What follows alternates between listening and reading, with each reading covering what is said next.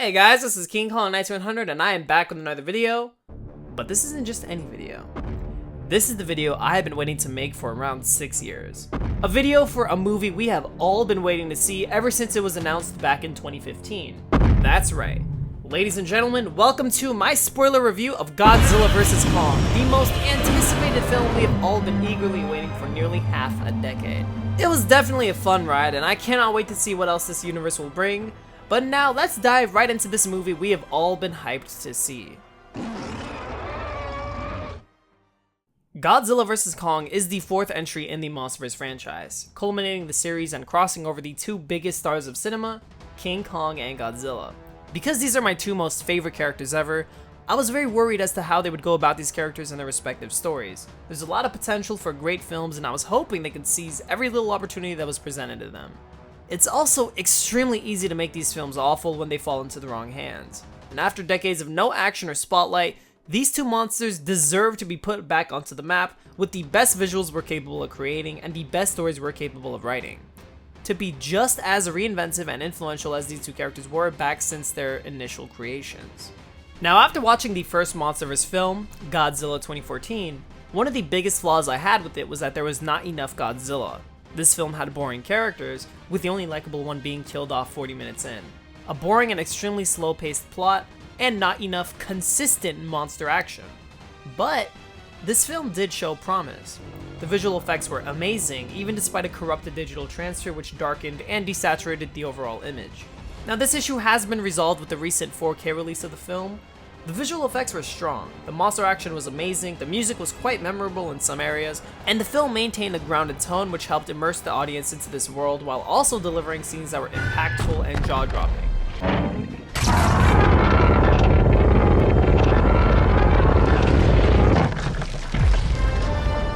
Very much like the action set pieces of Pacific Rim, this film showed a lot of promise. It just needed to work on better characters and story, less cutting away from the monsters, more focus on Godzilla as a character, and slightly better music. In comes Kong Skull Island, the next entry in this newly announced Monsterverse. Now this film takes what 2014 did and cranks it to an 11. It shows a lot more promise and that Legendary was slowly learning from its mistakes. This film had slightly better characters, a much more interesting story and plot, better monster action, a more A-list cast, and even some better visual effects. This film was centered around King Kong, and it set up an example to audiences that this Monsterverse was capable of genre jumping and that monsters like King Kong and Godzilla spawned a lot of interest. This movie also made the most money and profit out of the Monsterverse entries to date, with Godzilla 2014 coming in at a close second. It featured an end credit scene teasing the next movie, Godzilla King of the Monsters. With bright visuals, great monster action and CGI, better characters and story, this film had shown audiences that Legendary was learning from their mistakes, slowly but surely. And 2 years later came Godzilla King of the Monsters. If you watch my channel, you guys already know how I feel about this movie. Personally, I feel like this film messed up the overall flow of the Monsterverse. It should have been a film that prioritized monster action, progressing what Kong Skull Island had done and given us even better characters than the last film, give us even better visuals than the last two films, give a better story and plot, give us better music, but instead, it seemed as if this film decided to backtrack on everything Kong Skull Island worked to improve on from Godzilla 2014. The monster action was weakly choreographed with many more cutaways than Godzilla 2014 had. The visual effects seemed much worse. The story and plot had far more holes and contrivances which could have easily been avoided had the writers taken the time to fix these issues. The editing was bad with the ugly color grading, featuring ugly greens and oranges, overly saturated blues and orange filters. The image was muddy, it was terrible. Out goes the grounded tone of Godzilla 2014 and Kong Skull Island, and in comes a lot more campier tone. Far less weight and scale, which results in less jaw-dropping set pieces and less impactful scenes, unlike the ones we saw in Godzilla 2014 and Pacific Rim. This film was the first to underperform, with only $386 million on a budget of around $200 million. For reference, Godzilla 2014 made around $530 million, and Kong Skull Island made around $566 million. Both films on budgets of around $160 to $185 million. Had this film been better advertised and better directed, it would have made a lot more than it had despite its competition. A lot of the fans of this film refused to acknowledge its flaws and shockingly asked for more. ignoring that it was schlock and that it missed the point of these movies and the progression Kong Skull Island showed after Godzilla 2014. I'll never understand why people enjoy it to this day. The monster action was worse, the visuals were worse, the character writing was worse, the story was worse. It just seemed like a downgrade of Kong Skull Island and Godzilla 2014. And this film was setting the grounds for future entries of the Monsterverse. And the reason this scared me so much is because the film set the foundations the universe is going to be built on. And boy are those foundations faulty. If the foundations are weak, the tower will collapse.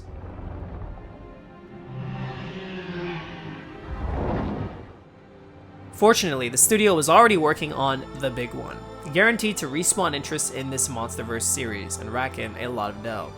This movie is Godzilla vs Kong, the rematch of the century between cinema's two biggest monster icons, King Kong and Godzilla.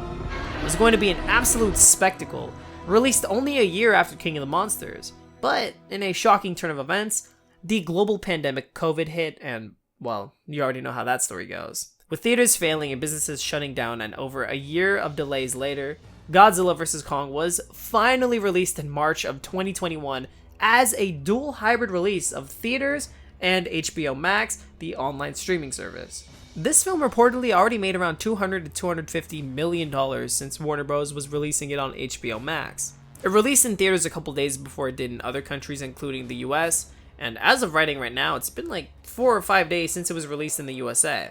It already grossed $45 million domestically, and internationally it made $236 million. So during a global pandemic, this film has made $285 million, and this film is breaking records across the entire world.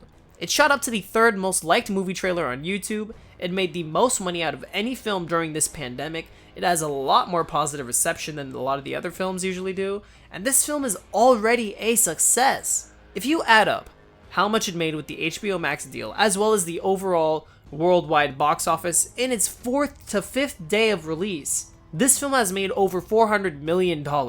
It's made more than King of the Monsters has made, and I'm sure it is going to make a lot more to compete with the other films of the Monsterverse. During a global pandemic, once we adjust the price for inflation, it would most likely have made more than all other Monsterverse entries. So, in short, Godzilla vs Kong is already a huge success financially. Critically, it's being a lot more positively received than King of the Monsters was, and most of the other films were. You guys have seen my King of the Monsters review, so you know how I feel about that film, but what do I think about this film? I know in my initial impression review for Godzilla King of the Monsters that I was a bit more enthusiastic about the film than when I was around a year later, after letting it settle. I'll admit, I was truly blind to recency bias. The film had just come out, many were praising it, and I didn't want to be negative despite seeing a few of the flaws the film had, just a few of them. I just let it settle, I rewatched the film, I saw that others were over-glorifying the film and acted like it was the best thing ever and that it was taboo to dare claim it isn't. And then it hit me. This film is bad. Sarazawa's got that lizard juiced. Damn right. What I'm trying to say is I'm much more self-aware this time around for Godzilla vs Kong. My opinion is definitely subject to change in a couple months from now, or a year from now, so what are my initial impressions for the film? I think 100% that this film it's awesome. No bullshit, this film is straight up awesome. The reason I say this is because the film knows what it wants to be. Unlike the last entries, especially the last one, this film delivers on what it promises, which is monster action. No cutting away, no plot focus on anything other than the titular characters. This film has the best visuals the series has to offer. This film has way better and more likable characters than all previous entries. This film has a much more interesting story, it has a better pace, and it even has some better music. It's as if the movie has shown the progression that Kong Skull Island had shown. It kinda ignores the backtracking King of the Monsters had when it comes to these aspects of the film, and it improves on everything Kong Skull Island had built. The film actually delivering on monster action is a big deal. I cannot begin to talk about how that last film obnoxiously kept cutting away from the monster action, how awfully choreographed the battles were, how short the fights were, how terrible the visuals were, such as weather effects, color grading, lighting, weightlessness, and scalelessness, and even bad CGI at multiple points throughout the film. King of the Monsters was awful, and I repeat, awful. All of those flaws, though, seem to be gone with Godzilla vs Kong. Audiences are paying to see monster action primarily. Good story and characters should be the icing on the cake, and oh, is the cake baked to perfection. As of now, I love the CGI and monster action of the film. I love the characters. I love the originality displayed before me. I love the pacing of the film. There is not a sliver of fat the film has on it. It is so tightly paced and action heavy. It reminds me a lot of the 1933 King Kong film, pacing wise. Pacing wise, it's great. Monster wise, it's great. Character and story wise, it's decent. It's good even. Not great, not excellent, but it's good. Maybe even very good. But I don't want to get ahead of myself. So overall, I would say this film is undoubtedly the best entry of the Monsterverse. Again, my opinion is subject to change in the following months or years, but right now, I see it as an absolute win for the Monsterverse. Oh, and if there was no global pandemic, I guarantee you that this film would have made over $1 billion. Perfectly advertised with really only 2 months, more than enough time for the hype to build up, but not enough time for it to dwindle off. It was great, and the Monsterverse better adopt this style of advertising from here on out. Now, those are my initial impressions, but that's not to say this film is perfect. Of course, I'm gonna dive into the pros and cons of the film that I see right now, but I want you all to know that this movie is amazing, and the flaws are gonna be much more minuscule than they were in King of the Monsters. That film had major flaws, so no need to fear, this movie is great. Spoilers are ahead, of course, so if you guys haven't seen the film, then make sure you pause this video and watch the damn film already. It's amazing. It's just what we need during these painful ass times. Let's get the negatives out of the way first, because this film has a lot more positives than the negatives. We're gonna go from my biggest issues with the film to my smallest issues with the film. Now let's begin. The negatives. Kong's power displayed and round 1. I want to first start off by saying that I'm very glad to see this Kong is shown as extremely powerful, especially against this particular Godzilla. The reason I say that is because, so far, this Godzilla seems to have some kind of plot armor where he always wins against opponents during their initial battles. Think about it. Against the Mutos one-on-one, Godzilla whooped their ass. The male retreated and the female clearly was beaten.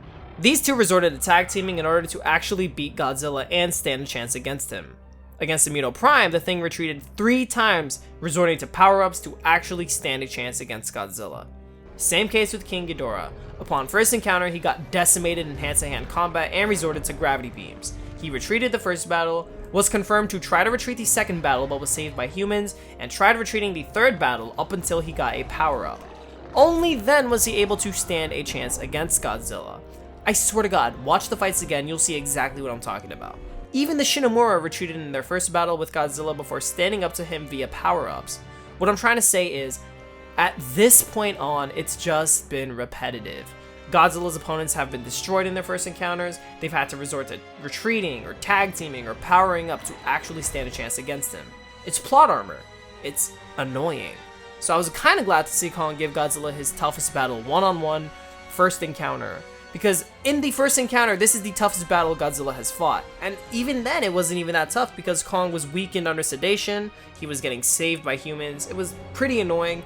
But I was glad to see, even in Hong Kong, when Kong was still in his base form, I was glad to see Kong actually challenge Godzilla, with Kong not needing to resort to retreating or powering up to actually stand a chance against him, unlike other opponents.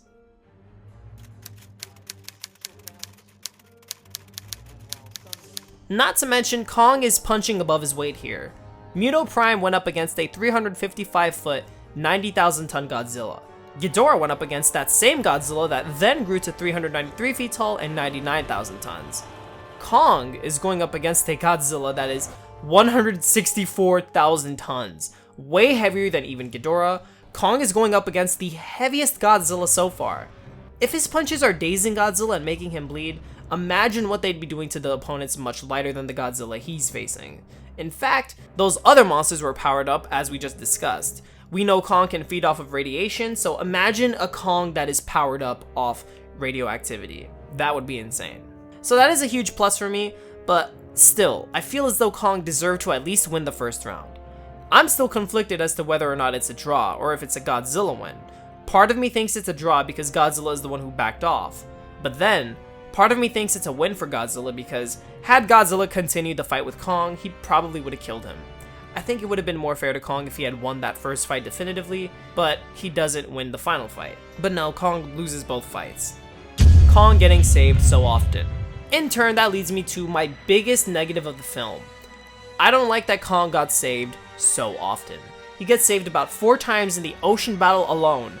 Once by having his chains released, twice by having him saved from Godzilla's atomic breath, 3 times by having the charges dropped to save him from drowning, and 4 times by having the humans turn off their equipment to stop Godzilla from attacking. He also gets saved once during the Warbad fight due to being cocky and pounding his chest.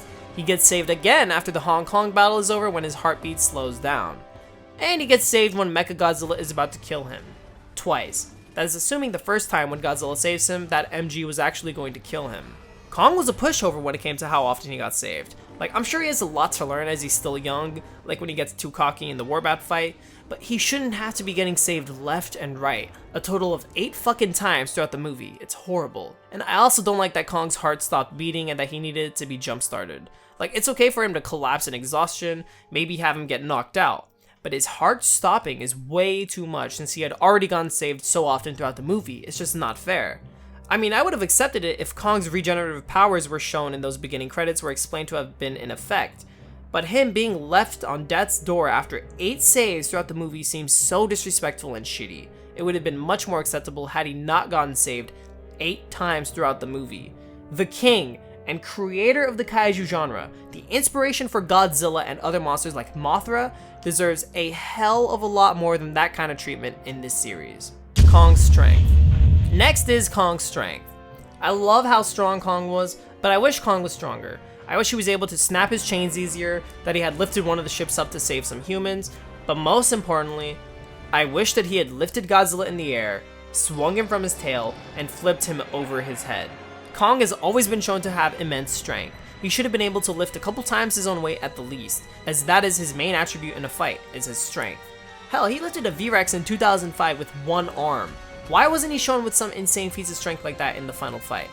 I also wish, in terms of his durability, that he was shown taking direct hits of the atomic breath a lot more than he did one-on-one. I mean, he took a direct hit all over his back and arms in Hong Kong, which I love, but I do wish he took more direct hits. Overall, I'm glad to see how strong Kong was, like seeing his dropkick, his nasty elbow he drops, and I was happily surprised to see him tank that atomic breath.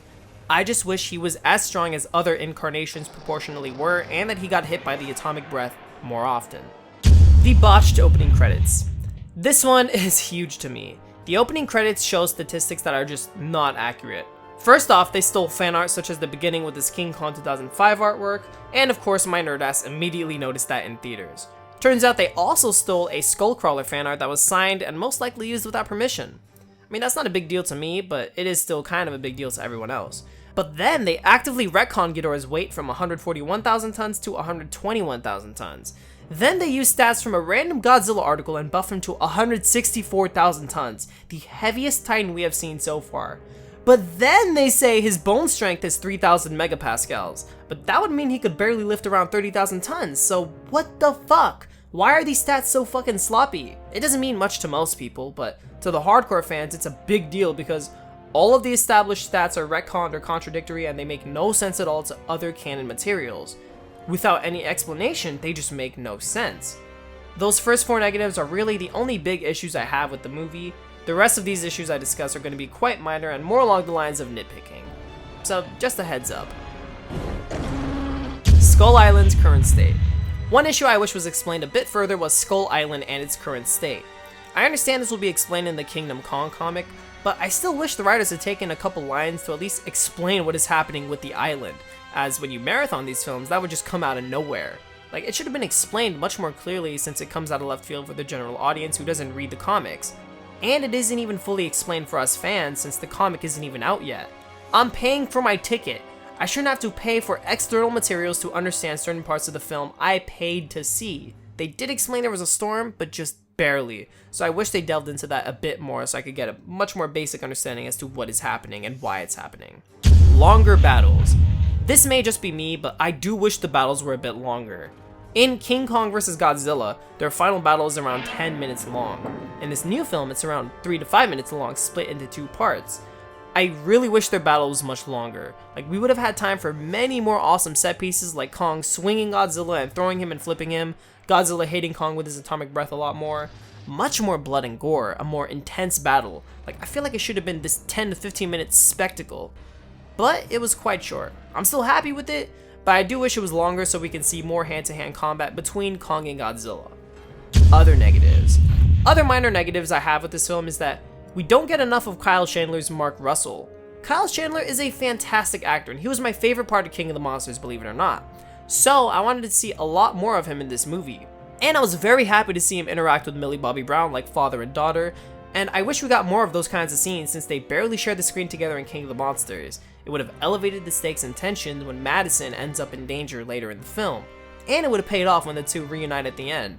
I was also wondering to myself, how in the hell did Mark Russell end up in Hong Kong without any explanation since he was last seen in Pensacola, Florida? Maybe I missed something, but I don't know. That's how it popped out of me after 4 times viewing it in the theater, which I'm gonna view it more, but that's how it popped out of me. It just came out of nowhere.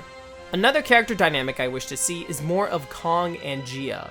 I wish these two characters had more time to shine. It seemed to me like throughout most of the movie that Gia, whether intentionally or not, was kind of tricking Kong.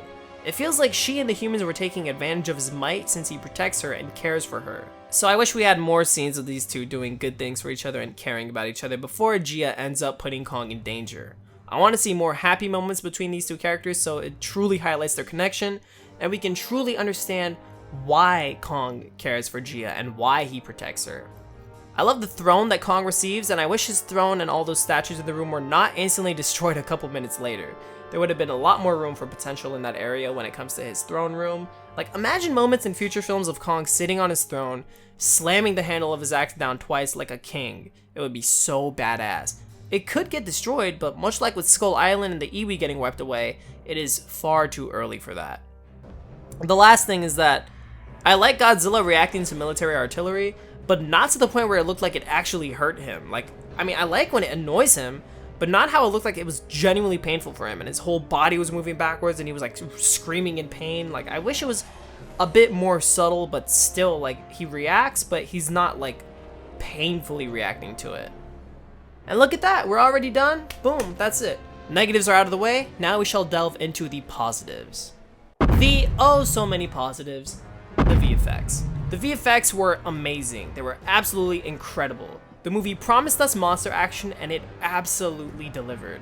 The VFX actually looked good, unlike in King of the Monsters. The underwater scenes are much better than King of the Monsters as well. I loved the underwater fight scenes.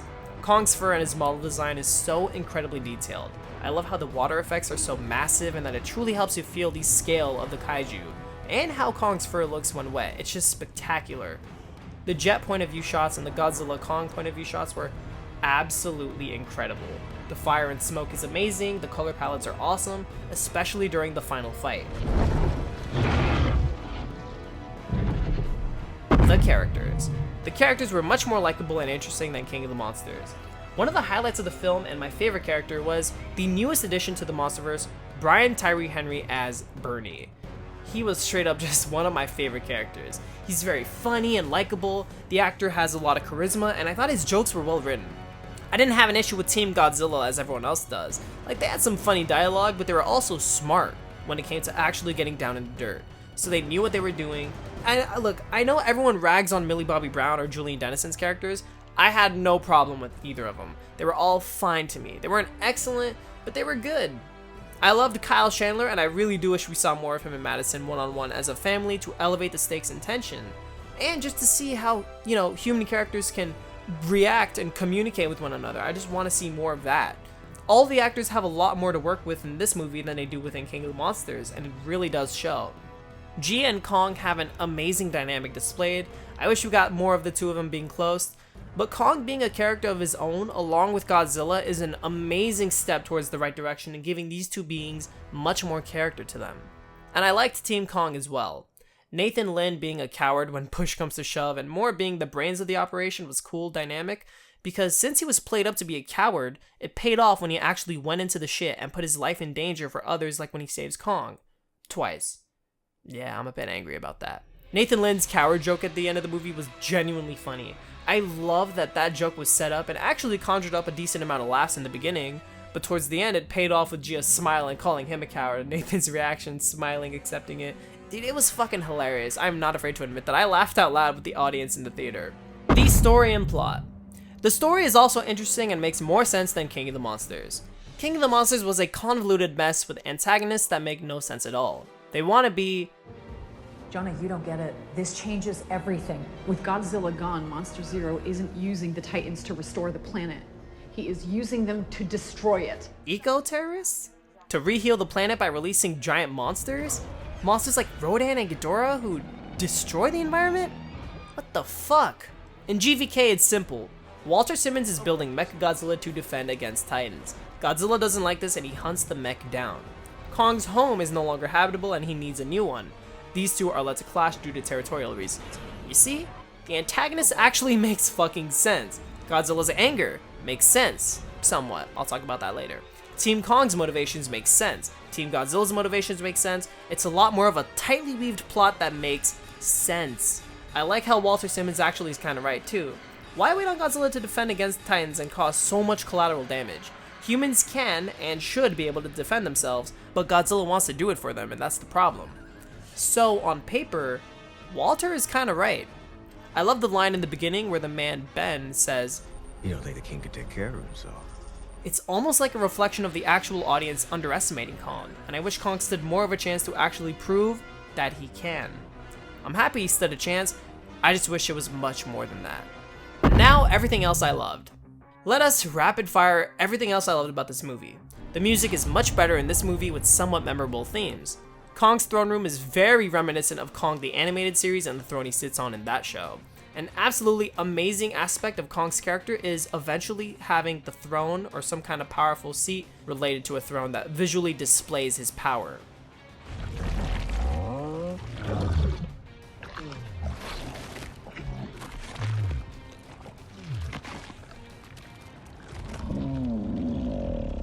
That's a lot of fish.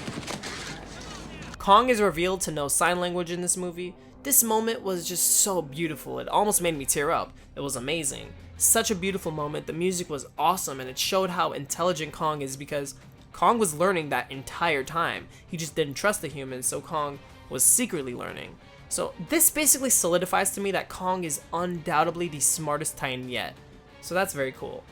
Godzilla being fearful. He was not only incredibly vicious in the battles, but he was also like Jaws. He was something to fear. The suspense, the fear, the build up to his reveals, they were all amazing. I loved seeing the old school destruction without compromising his character previous movies set up. I loved that chunks of the movie are being able to be carried by Kong. That was just amazing, as that's the kind of character he deserves, and Kong proved that it can work. I'm hoping they do the same with Godzilla in future installments, and that he's much more expressive and emotive in order to actually do that.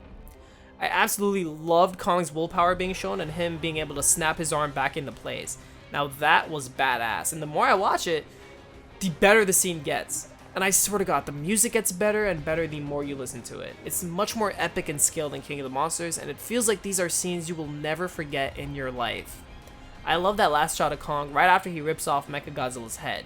The scale there is incredible as the helicopter flies right by. It shows us how large these kaiju are, and I'm glad we got a lot more of those shots than I was expecting.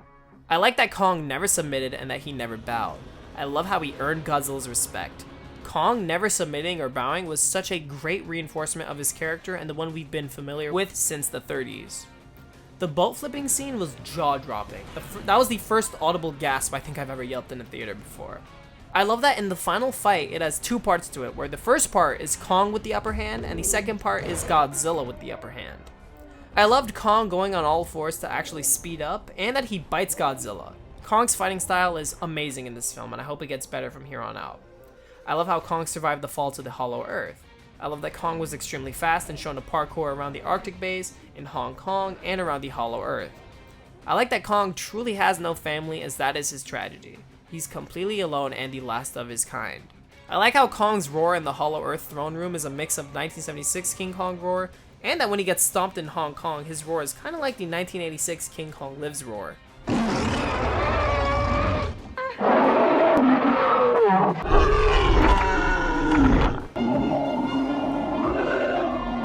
So yeah, there's a lot to love about this movie. Now of course I could be under the influence of recency bias. I may love this film even more, or I may not like this film at all in a couple months to next year. But I don't think that will be the case. As of right now, I'm happy that they delivered on monster action and that the visual effects were amazing. I like that the plot and story make a lot more sense than King of the Monsters, and that the characters and music is all better than King of the Monsters. What I don't like is Kong getting saved 8 times throughout the movie, and that they botched the opening credits. Those are my 2 biggest negatives with the film right now. Other minor negatives are smaller issues, like that I wish the final battle between Kong and Godzilla was much longer, and that Kong should have won the first round, and that they should have explained things a bit better. What I noticed with Godzilla King of the Monsters is that, after leaving the movie, I was conflicted with how I felt. I thought I loved it, but I also saw things I started to despise about it upon second or third rewatches. And I didn't want to be all negative about it from the start because a lot of the fandom was under recency bias as well. I started to not like it after a couple rewatches, and I was afraid of being perceived as negative from the fans, because they will rip you up like a bunch of wolves. Seeing all the people praise the film only made me see more and more of its flaws and how badly it was made. And after seeing a couple other channels talk about how bad the film is, it sort of sparked that confidence to come out with that video a while back. Godzilla King of the Monsters is not a good film to me, straight up. It did not deliver on what it promised, which is monster action, good plot, amazing visuals, decent characters, and good music. King of the Monsters did not deliver on any of that, and all we can do is ask for better. Godzilla vs Kong delivers on what it promises, which is everything King of the Monsters promised but did not deliver. So I'm glad the Monsterverse seems to be back on track. We gotta keep asking for more. We gotta keep pushing for more. Better written characters and stories. This amount of monster action and high quality visual effects. Hell, it should be the norm for these movies from here on out. Better characterization of our favorite monsters like Godzilla and King Kong. Even better music. Give us more. Before I end this video, I want to talk about one more thing. My last video. Is Godzilla still a bad alpha? I know the last video I made stirred up a ton of controversy, and I'm sure upon the first glance at my channel, one would think Godzilla hater without really clicking on that video and watching the points that I make. But for those nice people who did, you're probably wondering if I still stand by those points I made. The short answer is yes. Everything I said in that video still holds true. GVK further proved that to me. Godzilla is only chasing down Mechagodzilla, and he's attacking Apex facilities housing him. Humans still aren't exactly being punished directly, he's just looking for Mechagodzilla. If one wants to use the line from the film and say that Godzilla is acting like this because humanity is trying to replace him, then that's even dumber, because what about when humanity tried to kill him? The replacement of Godzilla calls for punishment, but not the attempted assassination of Godzilla? I mean, I hesitate to call it Godzilla punishing humanity. He's really just attacking the Apex facilities and clearing them, looking for Mechagodzilla. If he were punishing humanity, he would enter a city and completely devastate it to warn humanity not to fuck with him. All he's done so far is look for Mechagodzilla. If humans still set off nukes, or enslave titans, or do any of the crazy shit I talked about in that other video, Godzilla would still not do anything about it. He'll still defend humans, of course, but there's the inconsistency with his character. He constantly defended humans up to GVK. Remember when he would ignore humans attacking him in G14 even though they shot his gills and made him retreat at the Golden Gate Bridge? Remember how he ignored their attacks? Well, now he straight up attacks them back, like we've seen in the ocean battle when he tail whips the jet out of the air. I mean, hey, I like it that way, but there's still kind of an inconsistency there. That's the problem. Ultimately, everything I said in that video still holds true in regards to Godzilla. He won't punish humanity if they harm him, harm other Titans, nuke off the environment, enslave Titans, or anything else that I brought up. Him destroying the Apex facilities was not him punishing humans, it was him looking for Mechagodzilla, and humans just got in the way. Lastly, I want to say that it still sucks that humans basically solved the Titan problem already. Titans from Earth can be killed with the Oxygen Destroyer since the prototype nearly killed Godzilla, and the military has blueprints of the Oxygen Destroyer laying around so they can definitely improve on it, especially after 5 years. But the Oxygen Destroyer didn't kill King Ghidorah because he's from space and he doesn't need oxygen. So now, humanity has Mechagodzilla. From blueprints to Hollow Earth energy data, they can basically reinvent Mechagodzilla to deal with other threats. So, multiple Oxygen Destroyers can wipe out Earth Titans who are now dormant, with the Orca being used to lure them to an empty area. And Mechagodzilla can be used for space Titans like Ghidorah. And bam, there you go, Titan problem solved. But they'll probably ignore that big plot hole now, won't they? Thank you guys so much for watching. Now that GVK is out, I'm gonna get back on track with these discussion videos. I'm hoping GVK actually had toxic Godzilla stans earn respect for King Kong and his character, especially how he works as a kaiju. Same with toxic King Kong fans and them earning respect for Godzilla's character. I'm gonna make a video on how King Kong inspired Godzilla because there is a lot more to it than you all may know or think. Please let me know what you all thought of the film down below in the comments. And now for a quick update on my 3D Godzilla films. As you all know, I'd commissioned 2009 Mechagodzilla to make me a 3D model of a custom IDW Godzilla design. Well, that model is not really good. Some reception from you all showed it was goofy and cartoon looking, and I want to thank you all for the feedback. I've gotten a much more professional 3D artist working on a new model for me, and I swear this one is going to be better. It'll be much more highly detailed. I just approved the design and it is way more accurate and true to my vision. So I'm eagerly awaiting it, and the talented artist and I are going to go back and forth on details and progress to make sure it is the best it can be. So thank you guys so much for your feedback. This is what I want. I want more communication between us so I can make better animations and better content for you guys. So it'll take a month or two for the model to be finished due to how highly detailed it will be. I'll keep you all posted, and in the meantime I want to thank you guys just for everything. I also want to let you know that I've been learning Unreal Engine 4, trying to make more higher quality animations, as you all know, and better looking environments. This is why I post so many more like animated tests, because I want to get your feedback on it. So far it's going amazing, and it'll only get better and better. I've also been writing scripts for my future Kaiju cinematic universe, and those are becoming really good so far as well.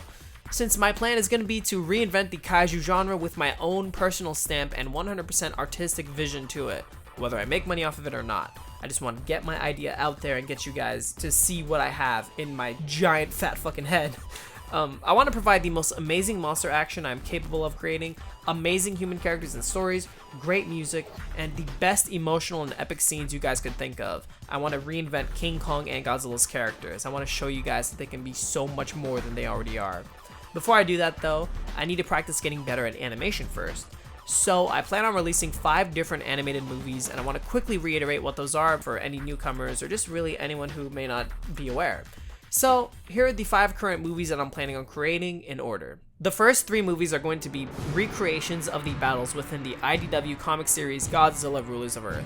The first movie will be Godzilla and Mothra vs. Destroya. The second movie will be Godzilla vs. the Gargantuas, and the third movie will be Godzilla vs. Zilla.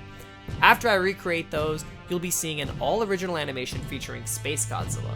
And using the skills I acquire from those experiences, it will culminate within a big movie which will feature human characters, story, monster action. It's going to be meant to be plopped right into the Heisei timeline. This movie will be the Heisei version of Godzilla vs. King Kong. I'll be revamping the 1976 King Kong design as well as the 1991 Heisei Godzilla design, because those are both my 2 favorite, 70s, 80s, 90s like Godzilla King Kong designs. If all goes well, hopefully I can move on to my Kaiju Cinematic Universe movies, and those will start off with the first 4 movies being remakes of the Monsterverse. 100% to my vision, and it'll eventually get different as the movies progress. Until then, this is what you guys can expect from this channel, along with animation tutorials revolving around King Kong and Godzilla, better discussion videos, way more newer series to the channel, more live streams, better quality videos. So please like and subscribe. Thank you guys so much for watching. Please give me your thoughts on everything discussed, and have a great one. The hype is finally paid off. Long live the kings.